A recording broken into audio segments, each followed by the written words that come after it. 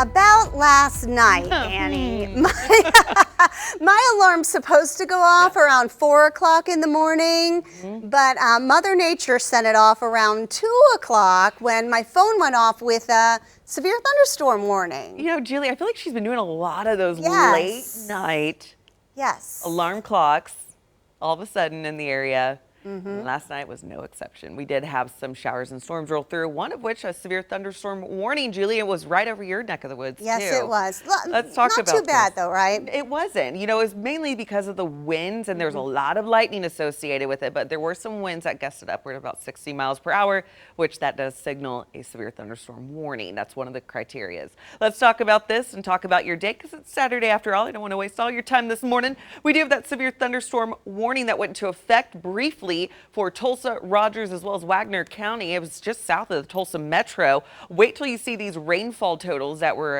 issued in the area. Not even a 1/10 of an inch here for Tulsa. But if you go further south, Julie, you're looking at Bixby and Broken Arrow getting a nice soaking, closer to about an inch of rain with that system. So yes, it did bring a lot of rainfall to those locations.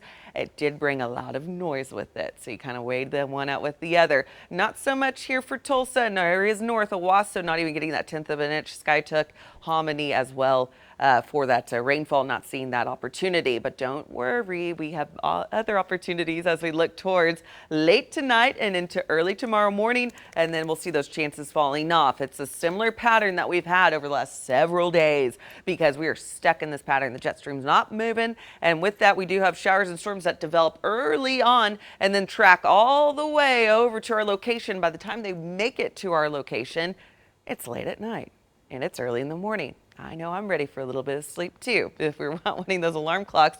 Unfortunately, we got another similar situation late tonight into early tomorrow morning with that pattern, and that's why you're seeing that big stretch. So something that you will pay attention to with that severe weather outlook.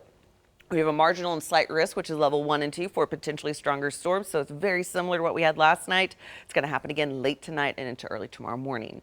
76 degrees at this time, a little bit more sun peeking through. South winds are with us at this hour, but we're going to see those winds shifting out of the north here in just a little bit. 76 in Oilton, 77 in Novato, 74 down to McAllister. For the afternoon, there are those north winds about 5 to 15 miles per hour. Keeping a sun cloud mix around. Again, we'll get a break in that precipitation with temperatures warming to a nice mid-80s. Can we just say very nice for this time of the year?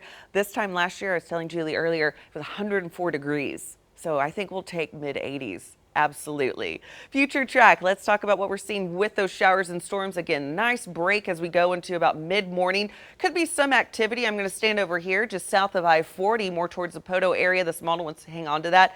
But right now, not really seeing that impacting any severe elements. It's not until later on today and through the overnight hours. Of course, meteorologist Brandon Woolley will be in, keeping a close watch on this for you through the overnight, and I'll be in as well, as those showers and storms start to line up again, dropping down from north, tracking south. So that's where we're seeing that angling. And when they get here, we could see that potential for a complex of a stronger storm developing. 68 for your overnight low. So all in all, temperatures remaining below average, and that's going to continue into tomorrow. 86, a little bit more sun is anticipated for your afternoon. So if you're up at the lake right now and you're hoping to get some sun, you're thinking, okay, you know, I picked what a weekend to go up to the lake. It's not a washout and you're going to get some sun. It's going to feel nice out there. Again, enjoy it. Our temperatures last year, 104 degrees, not the case this year. Active weather continues to next week because that pattern change really not going to shift much, Julie.